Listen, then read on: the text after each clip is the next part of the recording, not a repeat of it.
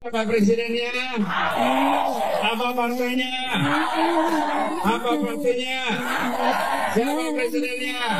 Itu sebabnya Nabi mengingatkan,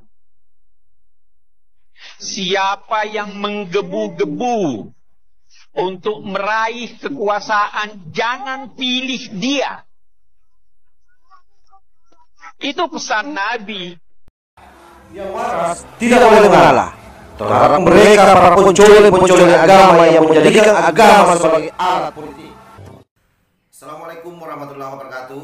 Om Swastiastu, Namo Buddhaya, salam kebajikan.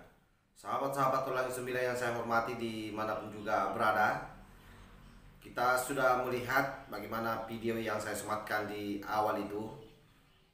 Ada dua orang di situ, yang satunya orang yang berharap sekali menjadi presiden, dan di mana-mana sudah berteriak-teriak, siapa presidenmu? Siapa lagi kalau bukan Yohanes Rashid Anies Baswedan.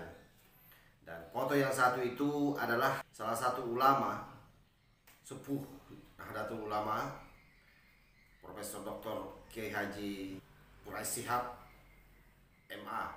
Hadis yang disampaikan oleh Pak Quraisy Shihab saya kira jelas bahwa jangan sampai kemudian masyarakat terjebak memilih orang yang terlalu mau.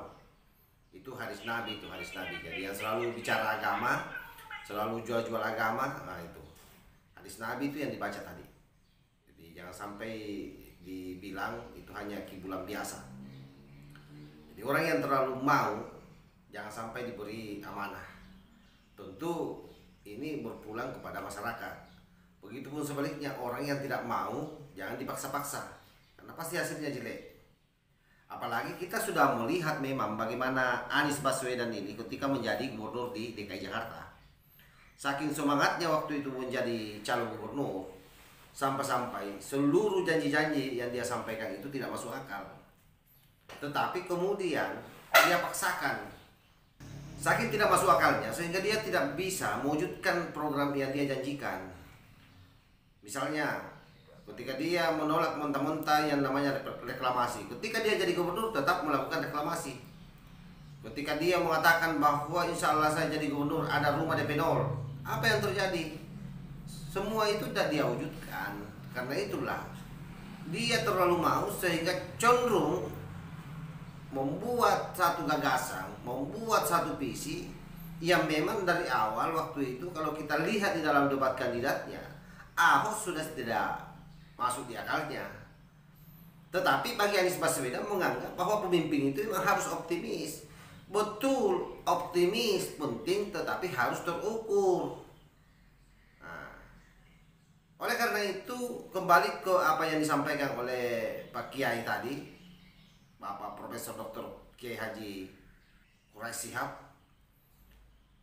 saya kira ini sinyal yang luar biasa kalau kita mau telah maknanya.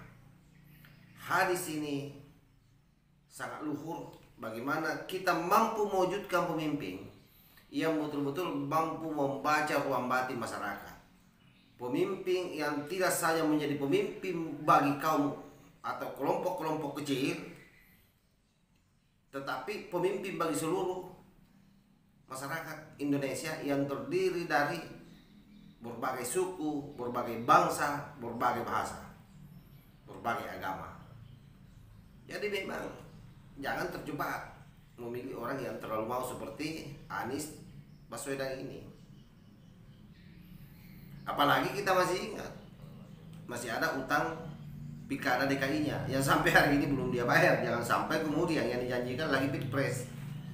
Oleh karena itu, fakta-fakta itu membuka mata kita, membuka hati kita untuk cerdas melihat ke depan. Siapa memang yang layak untuk memimpin Indonesia ini?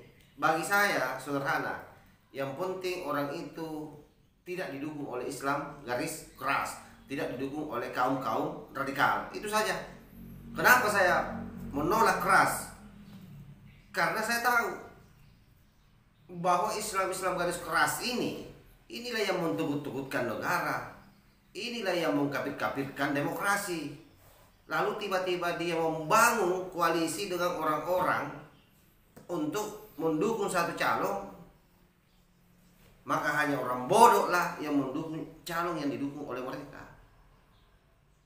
Karena itu bagi saya yang terpenting ke depan ini adalah kaum nasionalis yang harus muncul ke permukaan menjadi pemimpin.